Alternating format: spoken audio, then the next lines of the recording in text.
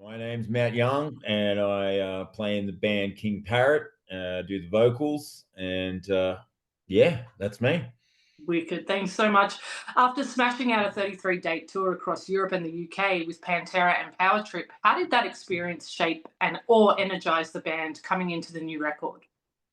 Well, I mean, I guess initially it was energizing, but by the end of it, we were pretty well knackered. Yeah. I reckon I don't know. It just seemed like at the end of this one, it just sort of the jet lag and the exhaustion from playing so many shows was intense. It was crazy, but we had the best time. It was an amazing experience. Just one of those things that you just you have to pinch yourself sometimes and just go, "Is this really happening?"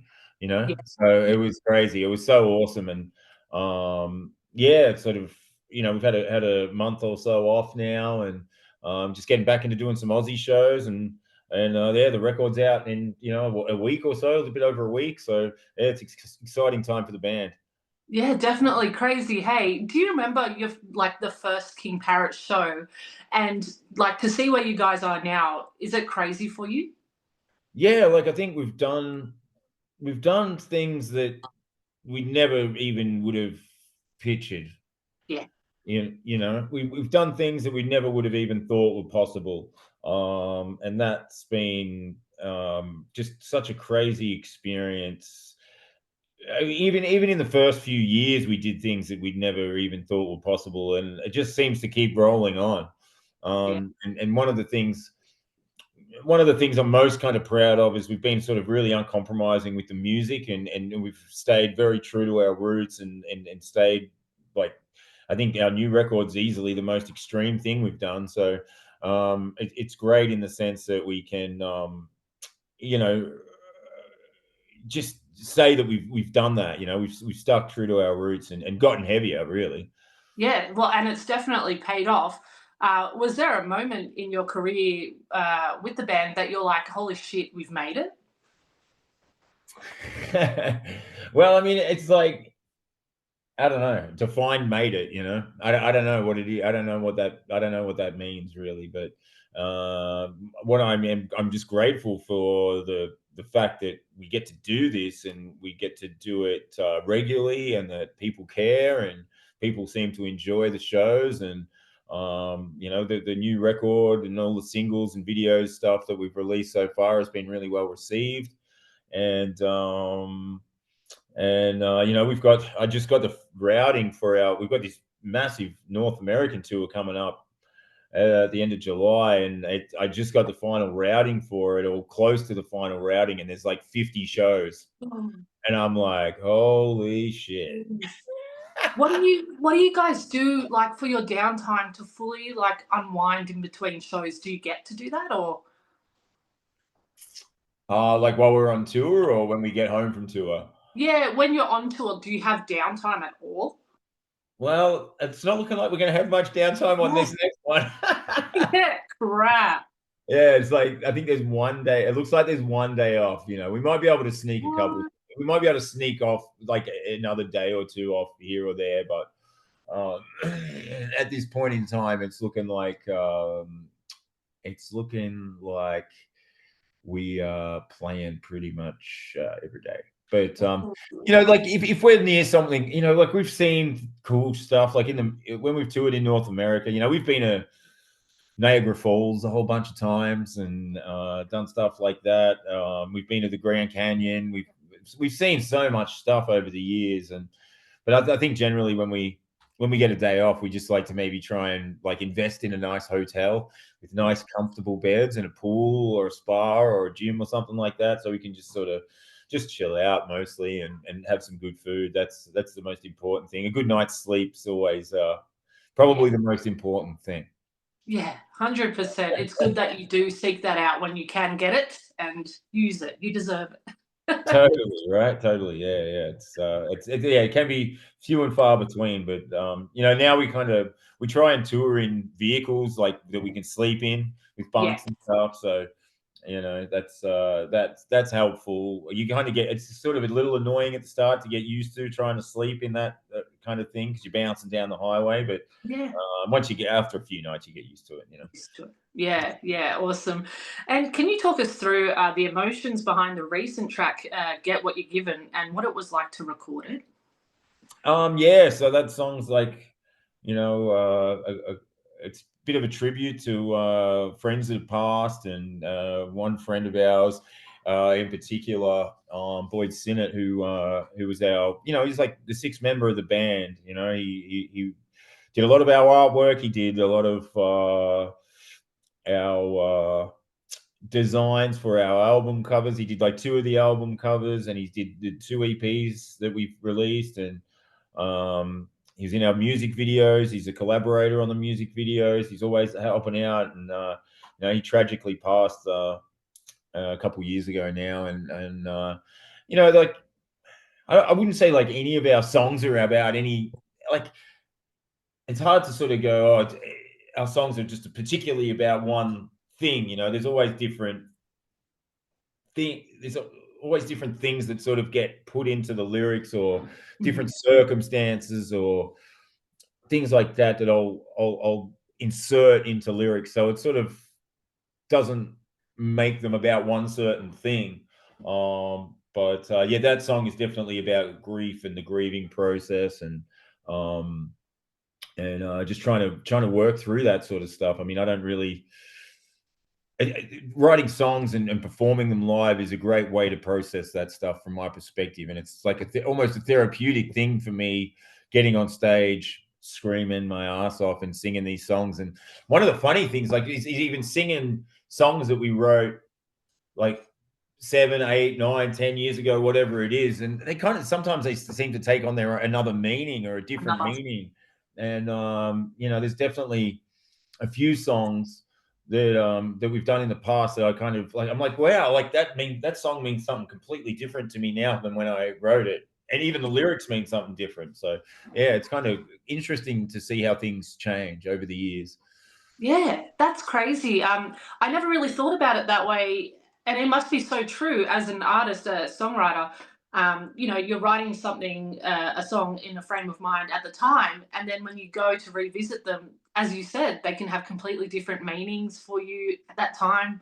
Yeah, Totally does. You know, there's one song that we play that's always been in our set since we wrote it. It's called "Disgrace Yourself," and yeah, the meaning of that song when I wrote it compared to what it means now is like, I was just singing it at rehearsal the other day, and I was just thinking, gee, this all the lyrics and everything that it is something totally different to what it was when I wrote it, and that's great. You know. yeah, yeah. Interesting. Yeah. And A Young Person's Guide to King Parrot is your first full length album in 5 years. Why is Mm. now the right time to unleash the beast? Well, I guess, I mean, we just didn't want to wait any longer, really, I guess. Yeah, You know? good. You know, we worked hard on the record most of the last year. We kind of got the writing done, the pre-production and all that sort of stuff, and it took some time to mix it. You know, we probably spent, maybe up to 6 months mixing it, and just, mixing it, taking it away, going back, listening again, changing a few things, trying to get the right guitar tones, trying to get the right vocal drum, all that shit, all that boring shit that you probably don't want to hear about. Well, you know, but yeah, just all the nuances, all those little things that most people probably wouldn't even notice. But it's when you're sort of looking at everything under a magnifying glass, you kind of got to pay a lot of attention to it. yeah, Obviously, yeah, we didn't want to wait any longer to put out a new record. So here it is. We've done a few singles, a few videos, and we're going to be touring right over the top of when it comes out. So doing lots of shows around Australia on the weekends, and then after it's sort of been out for a month or so, we'll be in North America doing 50 shows over there, 20 with Pantera and a Monomath, and yeah. a bunch of headliners. I just found out we're doing a bunch of shows with Weed Eater as well, who are our old friends, and we've toured with quite a lot over the years. And we're doing a whole bunch of headlining shows. we've got a couple bands, like a band called Squid Pisser, who have members of Gua, and which is really cool. Yeah. And another band called Bonginator, who we've actually played with in North America before, and they're really cool dudes, young band, and really like them, and really like what they do, and yeah, it's going to be great to be able to get out there. And we're playing, the whole tour is sort of based around us doing the shows with Pantera and Amon Amarth, but they don't play every day. So we will be playing every day, and pretty much we might try and sneak a couple more days off in there, but as it stands, and what I'm looking at with our list there, it's like 50 shows. So wow, that's insane. That is so insane. It must be nerve-wracking for you guys doing that many shows, or are you guys all sort of like, yeah? Well, just knowing what the 30 shows in Europe did to us, like how tired I was, I'm like, this is pretty hectic, but it's fine, like how can I complain, like this is what we love to do, this is what we signed up for, and just the fact that there's 50 promoters out there that are willing to have our band perform throughout America, to me, is mind-blowing. To me, that's insane. So I'm just incredibly grateful for that opportunity in itself. It's nuts. It is insane. And you know what? Especially for an Aussie band as well, I feel like it is harder for Aussie bands to gain international success. You guys have done that. Do you have any advice, or do you know why you guys have been so successful overseas? Or do you have any advice for any Aussie bands, I should say, looking to break into that market? Yeah, well, I guess it's one of those things that you just got to really try and be true to yourself, and do what's uniquely you. I mean, when you get over to places like America and Europe and stuff, and you see how many bands are over there, like, it's insane. It is insane, the amount of bands and the different scenes and all that sort of stuff, like, that are in America. It's nuts. So, and then you think about how many bands are in Australia that are trying to break out of Australia too. There's so many. And so you really got to do something different. You got to be able to sort of stand out, and you've got to be able to put on a live show that people want to see. And you've also got to have the songs that people want to hear. And to get all of those, chuck all those things in the melting pot and to try and get it right, it can be really tricky. And you could just be slightly off on one thing, and it won't translate well. And I think the originality thing is the most important thing. I mean, when you're looking at genres like grindcore or thrash metal or death metal, like, it's so very easy just to be generic, and fall into that sort of generic kind of category, I guess. And you've got to have something that stands out. You've got to do something different. For us, I think we've been blessed in the sense that we've always had our own kind of sound, with the songwriting and with the vocals, and the way that we kind of bounce between super high intensity and then like super like kind of groovy parts. That's been something that we've done well, I think. And that sort of helps set us apart. So then we've had the music videos, which have been a real bonus for us, where we've done like ridiculous music videos and people have kind of latched onto that. And then our live show as well. Like, I feel like that's where we kind of do our best work. So we've been lucky in that regard, but I know it's not that, and it hasn't been easy. We've worked incredibly hard at all of those things. So, but I feel like, getting all those elements together is kind of challenging. But if you really want it and you really want to do it, then you apply yourself and you just keep trying and getting better and doing better work, and hopefully the ducks line up and people dig it, and away you go. But yeah, it's certainly it's not for the faint-hearted, that's for sure. Yeah, definitely. And it's like you can't just rely on one thing, like, say, great live performances. You can't just rely on that. It's all got to be sort of everything coming together. Totally right, and Yeah, just that willingness and that wanting to improve all the time. You yeah, know, yeah. I want to get better. I want to be a better vocalist. Our band wants to get better all the time, and that's something that we've said about doing, and I believe that on this new record you can see that, and we're already thinking about the next one. So yeah, we now that COVID's done and all that shit, we can tour again and play, and Yeah. I just want to keep going. Yeah, wicked. That was going to be one of my questions later. After this album, is there more? So I'm glad that you answered that. Yeah, we're talking about doing. There's been some talk about doing like a covers EP or something like that with some songs that we really like that have influenced us. So we've definitely been talking about that, and then like we're starting to we've started writing riffs already for the next record. So yeah, that's already underway. Wicked. And talking a little bit more about your influences, what about for you? Who are some of your, I know you've probably been asked this a million times, I'm sorry, Yeah. but who are some of your influences? Well, I mean, when you go back to when I look back throughout the whole, like just going over the years, early on, I would say all the, Bon Scott, Brian Johnson, Ozzy Osbourne, all of that stuff they're all, Rob Halford, all of that stuff. And then getting further along the track as I got into like heavier stuff. Well, I'd be lying if I didn't say like bands like Guns N' Roses and Motley Crue weren't an influence when I was much younger, but I kind of moved on from that. Yeah. Then Slayer, Sepultura, Pantera, and then getting into like once I found Metallica, then got into Slayer and Sepultura, Pantera when I was younger. That kind of opened the doors to all the death metal stuff. So then I was like Obituary, Cannibal Corpse, Deicide, all of that stuff. And then getting into that, I started to become more familiar with the Australian scene in the 90s.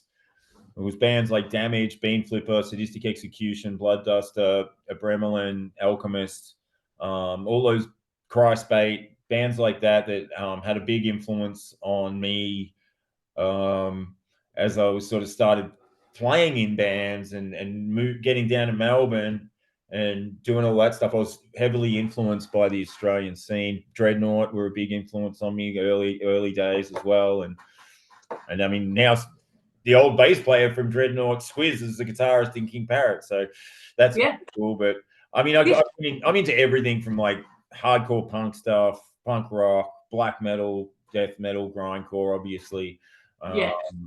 I love stoner rock stuff. I love bands like Clutch, one of my favorites. I listen to everything. I'm not sort of, I'm not, I'm an open book, and I like to be influenced by lots of different stuff. I've been with Acid Bath reforming. I've been listening to that stuff again, and we're actually playing a show. Like our first show on this US tour is going to be with Acid Bath and Pentagram, for fuck's sakes, in New York. So I saw that. Crazy.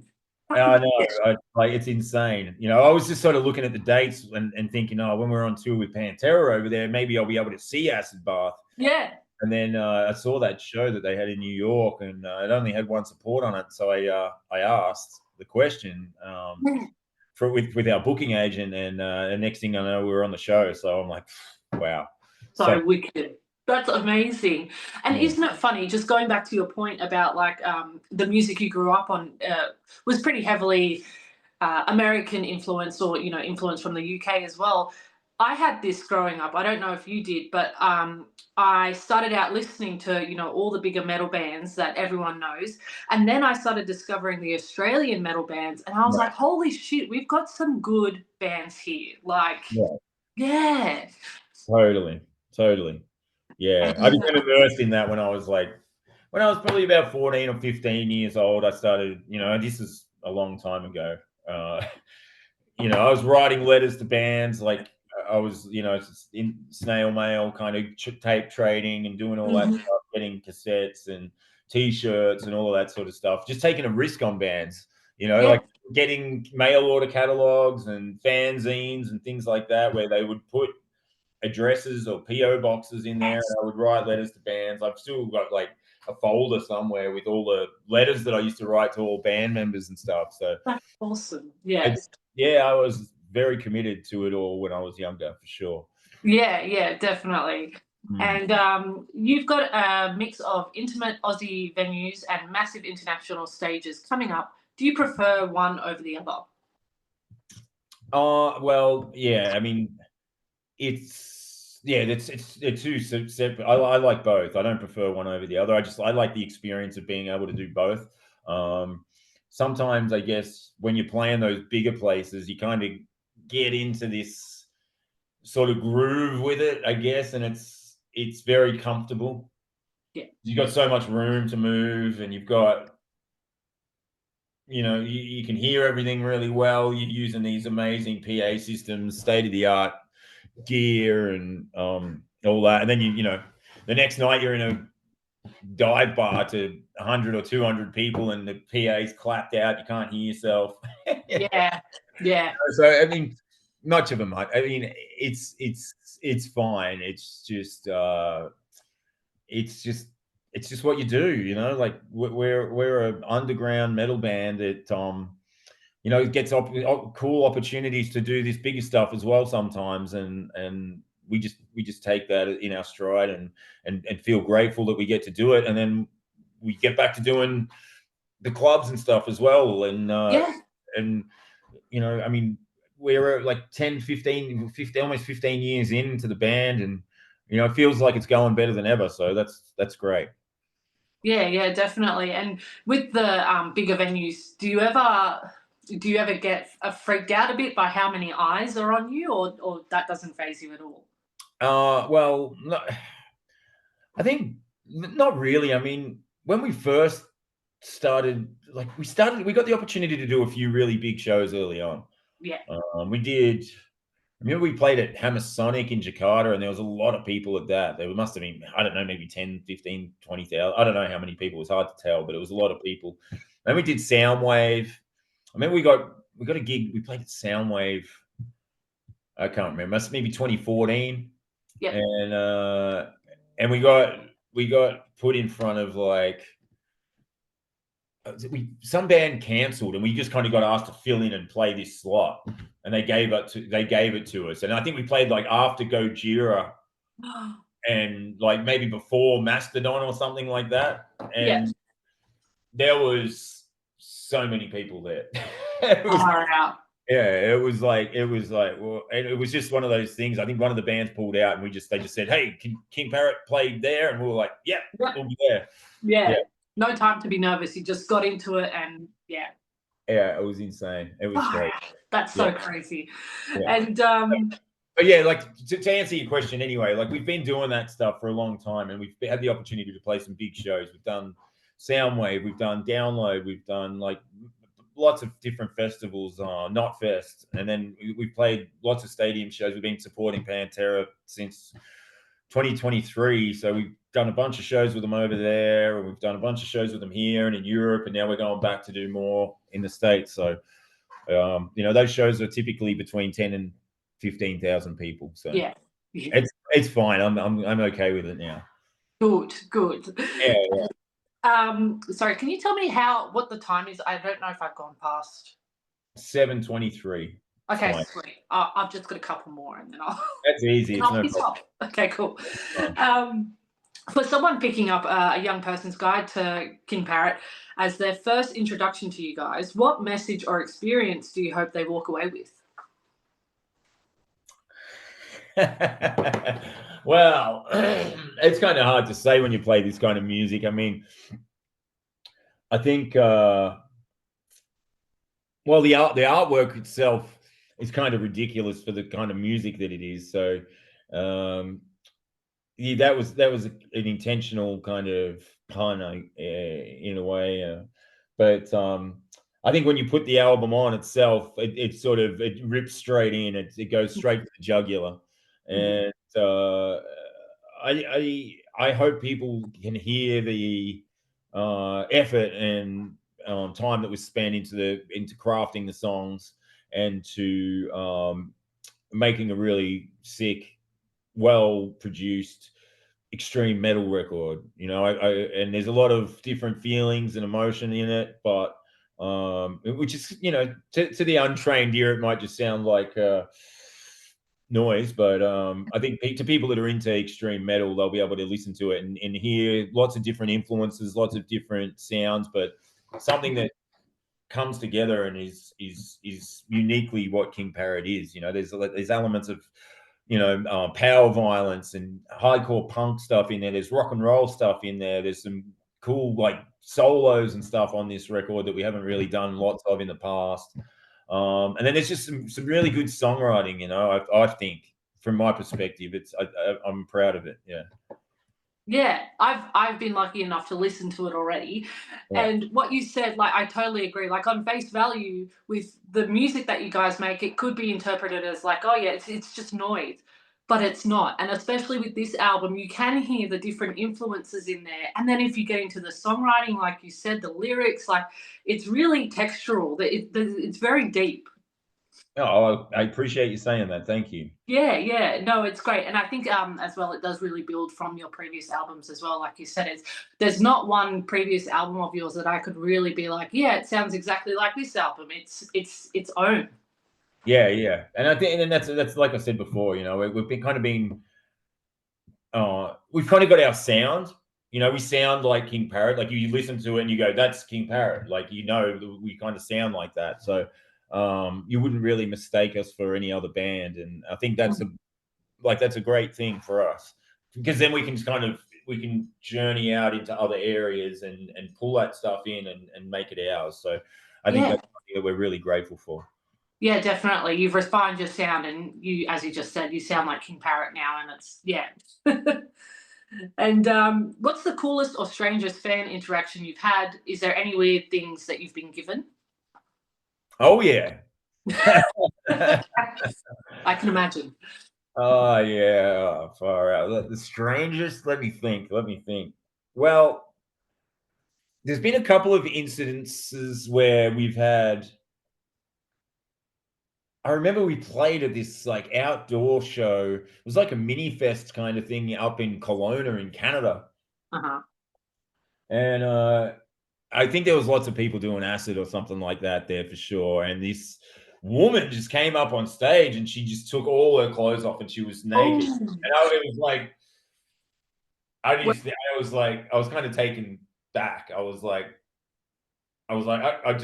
expecting that. She just took all her clothes off on stage, like totally naked. And I was like, I just took a few steps back and she was dancing around. She must have been totally wasted. And and I just stood back and let her dance, and she ended up just like getting off the stage. But that was kind of weird and confronting. We were in stitches, you know, trying to play this music, and what the fuck? next thing is a naked chick on stage. That was hilarious. It was like an outdoor festival kind of thing, and it was pretty strange. And then one other time, we were in, I think it was in Hobart, maybe in Tassie, and and this guy got naked on stage. Oh my god! And he took his clothes off, and he went to stage dive, and everyone moved out the way. Oh no! And he just ate shit so hard. Oh. And it was just like no one wanted to catch him. And poor thing. yeah, and it was packed, but you know, sometimes it's hard to move out the way, but they all got out of the way. And this dude it was like, oh my god. There's something about King Parrot clearly that makes people want to take their clothes off. Right, yeah, well, that's happened a few times, that's for sure. And then when it comes to gifts, well, I don't know. I'll show you this thing. It's not real. Someone made me this skull. What? Oh, yeah. What? That's King Parrot etched into their head. Yeah, and it's like it got an Australian crown of the coat of arms or whatever. That's a weird thing. That was kind of weird. I was like, I wasn't expecting a skull. I wasn't expecting a skull, but I got a skull. Yeah. I mean, I remember like we were on tour in the States in 2023, and this woman messaged us and said, hey, I've got some gifts for you. We're in Detroit. and we were parked out the front of the venue in our bus, and she said, "I've got some gifts for you. I want to bring some gifts over." And I was like, Oh, "Okay, well, we're parked out the front. Just come and knock on the door. We're just sitting in the bus." And she yeah. just put this hamper of all this food and all this Oh, stuff, like some alcohol and maybe some weed. I don't know. maybe. Yeah, all these things, like, like some Detroit socks What? and some, like, a hat and a beanie and t-shirts and all of this stuff, like, from Detroit. And I was like, and Oh, like things like oil and food and candles and just all of the cool things. And I was like, that was so fucking cool. And that shit happens a lot over in America. Like, people yeah. are very grateful for you to come from Australia and to play. And we've always had such great experiences over there with the hospitality and just the way that they support stuff in Yeah. America. It's a lot different to here, like in Australia, I feel like sometimes people can, you get the tall poppy syndrome kind of Yeah. thing. If you start doing really well, they want to chop your head off. Out of. Yep. Yep. That's it. But in America, like, it's sort of more like, oh, if you're doing well, they want to push you up, and You are. and I think that's a really cool thing. Yeah, yeah, definitely. How sweet. That is so lovely.